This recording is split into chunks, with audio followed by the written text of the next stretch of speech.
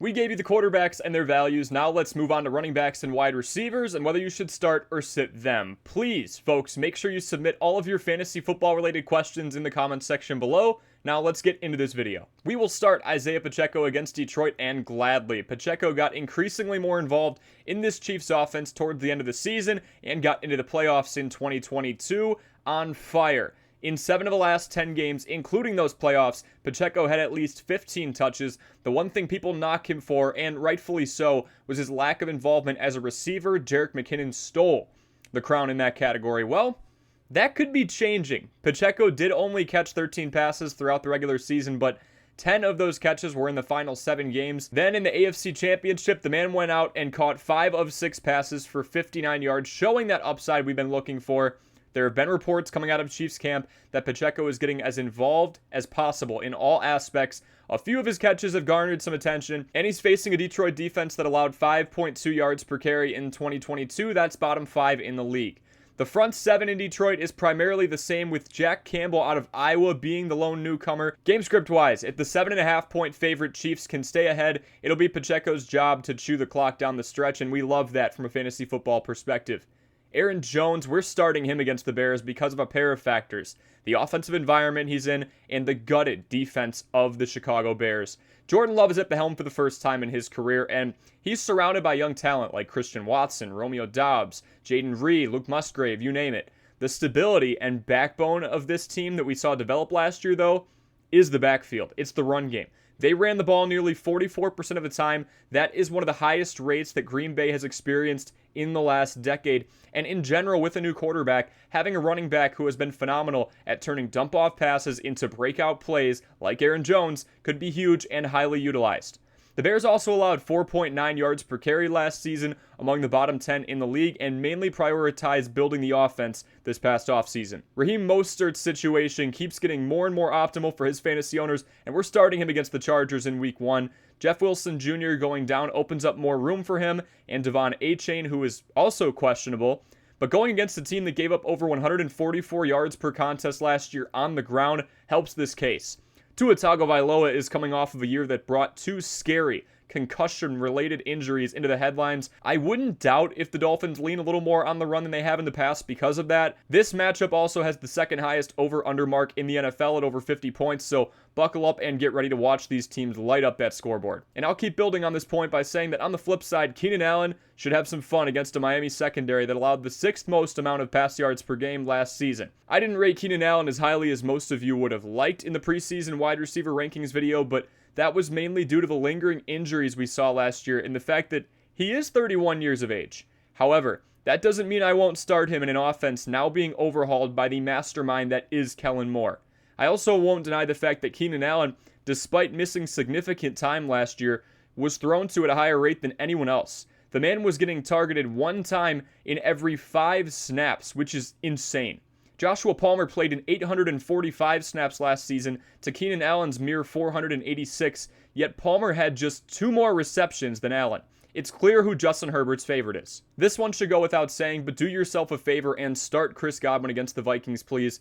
The Vikings, they've had arguably one of the worst secondaries and defenses in general last season. They allowed 25.4 points per game, the 3rd highest mark in the league. Now, Chris Godwin is a tad younger than Mike Evans and has outdone him in targets over the course of the last couple of seasons, despite playing in less games than Evans. This is also a Buccaneers team that leaned heavier on the pass than anybody else in 2022 by throwing the ball 68% of the time. Baker Mayfield is obviously in now, and he'll likely need to throw a lot to keep up with this high-flying Minnesota offense. Jahan Dotson continues to be one of the most under-the-radar receivers in the league, but I am all about starting him against Arizona here. Dotson caught 7 touchdowns in just 12 games of action in 2022 and was a top 20 fantasy receiver in 5 weeks last year. This is someone who really caught fire in the latter half of last season too, as in the final 6 games, the man was 13th in the NFL in yards per route run. Arizona is all types of dismantled on offense after losing DeAndre Hopkins and slotting Joshua Dobbs in at quarterback, so I think the Commanders' offense will have plenty of time of possession to work with. Now the players will be sitting in Week 1. We start with more running backs. We're going to sit DeAndre Swift against New England. We have no clue who the lead back is in this Eagles backfield. Philadelphia is providing zero clarity. Therefore, I'm not messing with DeAndre Swift, I'm not messing with Rashad Penny, and I'm not messing with Kenneth Gainwell, especially when you figure that you have someone who was top 5 in QB rushing attempts last year in Jalen Hurts, tucking and running as well. The matchup against a strong front 7 in New England is anything but ideal anyway, but this team could be playing run defenses in the basement like that of the Bears or the Chargers, and I still would not touch DeAndre Swift. This is the most obscure backfield in the NFL right now, and I'm not rolling the dice on them. Najee Harris against San Francisco, this whole situation is a nightmare. Najee Harris is not an efficient running back. I have faded him in nearly every draft dating back to 2021 because of the fact he hasn't even been able to average 4 yards per carry. And now, Jaylen Warren is further inserting himself into the conversation to take more and more output away from Harris.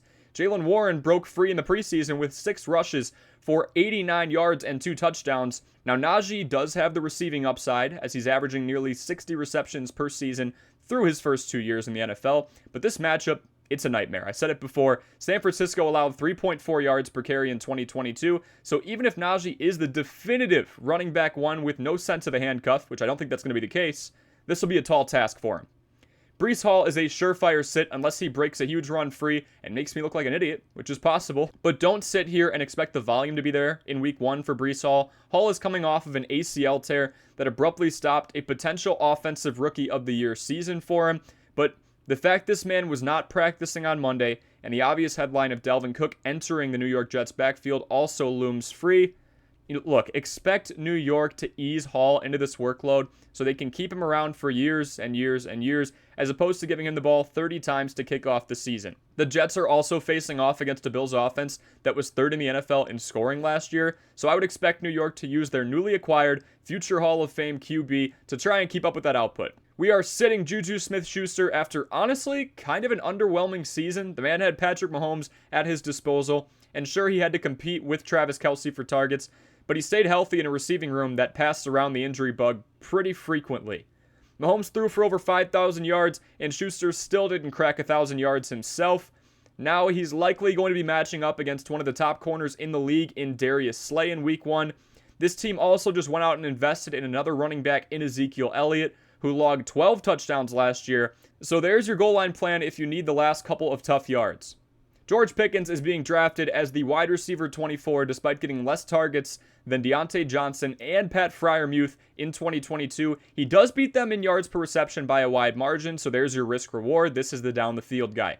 Kenny Pickett still hasn't played his first 17 games since he took over the job mid-season last year, so I'd kind of still consider him a rookie. And now he faces arguably his biggest challenge yet in this dominant 49ers defense. There is going to be pressure on the sophomore. He's facing a team that was 6th in QB knockdown percentage and 9th in pressure percentage. I'm not sure Pickett will have many chances or much success dialing up the deep ball for George Pickens.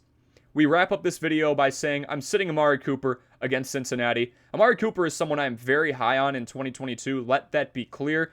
Cooper somehow, someway, managed to put up 1,100 receiving yards in the worst season of Deshaun Watson's career. Yes, Watson can turn the corner, but much like how I was cautiously optimistic with seeing all of the preseason hype surrounding Calvin Ridley, I'm waiting to see how Deshaun Watson fares against Cincinnati's secondary. Elijah Moore has also been added to the mix. He has to compete with David Njoku and a man who was 3rd in the league in rushes in Nick Chubb. Thank you for watching. As always, drop any questions I was unable to answer in the comment section below. Let us know what you thought of this style of video, or if you like the tier ranking style better. I am definitely willing to change it up depending on what your preferences are, so please leave your thoughts on that. Like and subscribe if I helped you get a little better at fantasy football today, and we will see you in the next video.